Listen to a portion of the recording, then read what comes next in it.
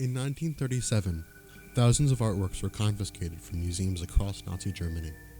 Nazi propaganda minister Joseph Goebbels brought over 600 of these pieces in an exhibition held in Munich called Entarte Kunst, or Degenerate Art.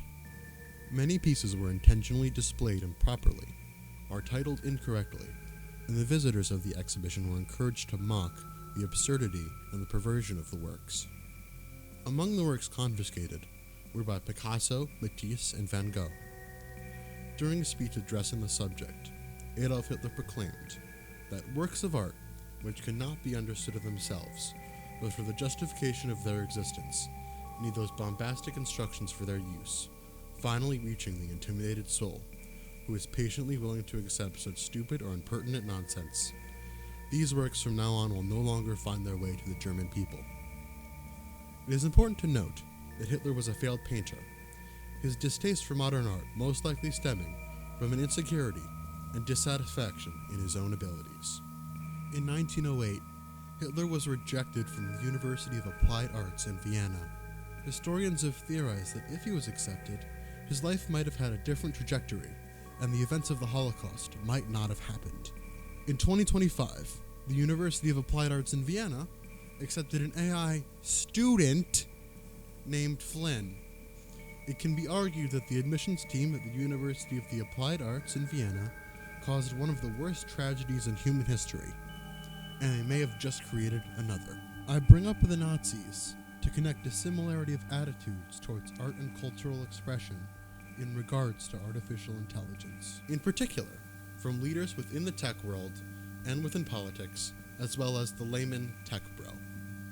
It does not seem like a coincidence that the Trump administration is bolstering AI and using it for propaganda purposes, while simultaneously degrading and defunding arts and education.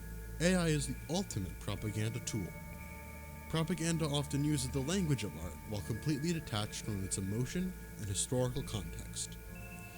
It is not art to make you question society, rather to make you obey the status quo, and it doesn't exist to elicit any emotions besides fear and obedience.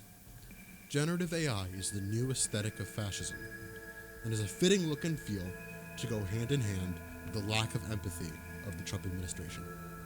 Like the Nazis, these authoritarians do not see the value in art, which doesn't benefit their goals. That's why they turn to AI.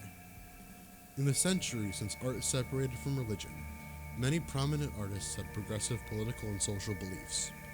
Even ones who might seem conservative today were radical for their time. They saw the value in things which pushed against the status quo. Anybody who calls themselves a leftist or progressive should be opposed to AI. While it might seem like a new and exciting technology to some, it is meant to make us fall into place. I'm aware I might come across as some sort of contrarian, holier-than-thou purist. That is not the case. Much of my favorite music has people who would consider it to not be real music, due to the use of synthesizers, sequencers, and sampling. What this has that AI lacks is an interest in making something that can feel unique, and often brings a human nature to supposedly cold and sterile pieces of machinery. With regards to appropriation and found art, humans build off an existing cultural language of expansion and recontextualization, which has existed since the beginning of human expression. AI is not a part of that culture, not a part of that language. It has no context of the world besides what it's been fed. I love technology, and its ability to be a tool for those who need it. In elementary school, I was given a keyboard as an accommodation for my poor handwriting due to my motor skill deficiencies. Even at that age, if I was given a device that where all I needed was to press a button and it would do my writing for me, I would know that this was wrong. If my music software looked like this, or my editing software looked like this, then I wouldn't derive any enjoyment from it. Nobody needs AI. There are millions of people on the internet who have the resources to teach you every possible skill there is, many of whom help you for free, since they truly feel passionate about what they do. AI did not make art or writing easier or more accessible. These things have always been accessible. What it has made accessible was the illusion of skill. The greatest achievements in human history were done by passionate people who put in effort to think outside of the norms of their time. What is the point of continuing to exist as a society if we agree to surrender this passion in favor of convenience?